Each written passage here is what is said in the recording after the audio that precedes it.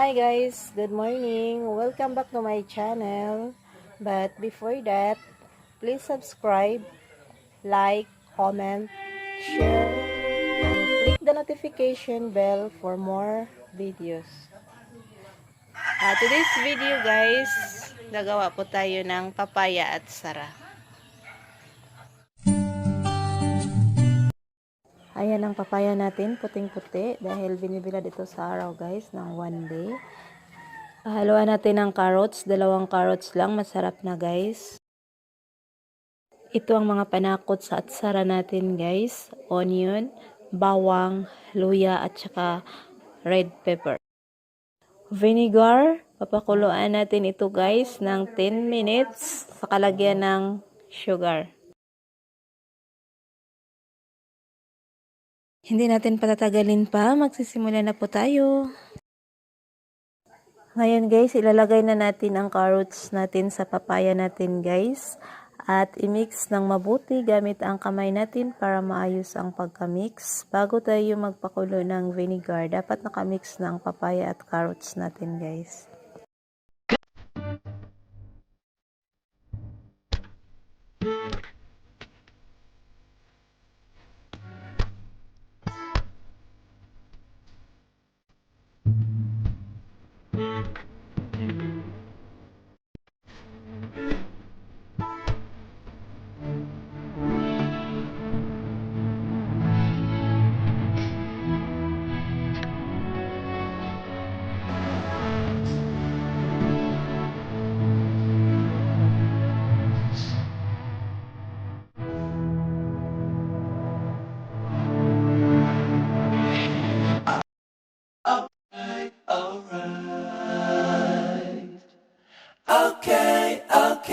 Okay.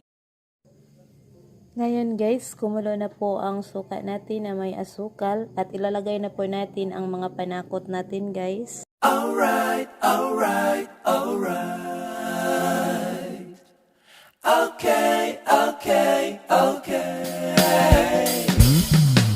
Alright.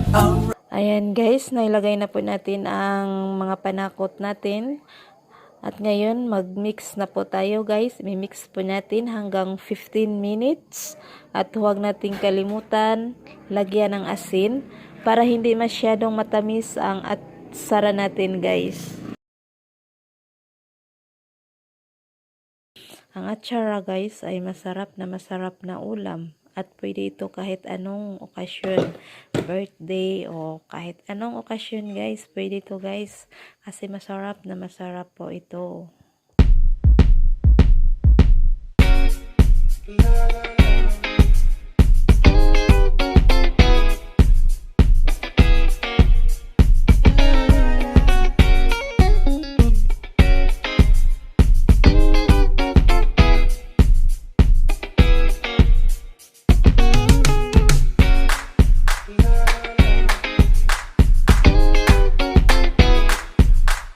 Ngayon guys, naihalo na po natin ang vinegar natin guys na may mga panakot at i-mix po natin ng mabuti hanggang ma-mix po ng maayos.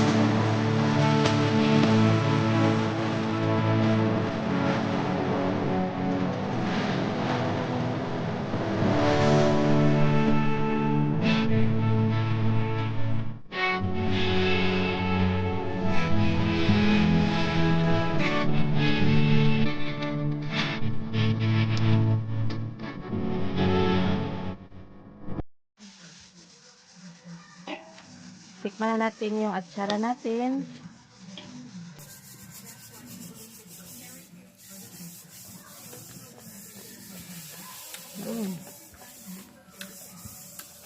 Lami juga kayo siya.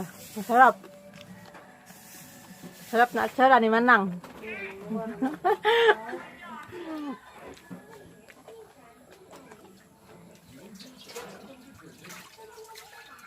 Dagdagan pa natin.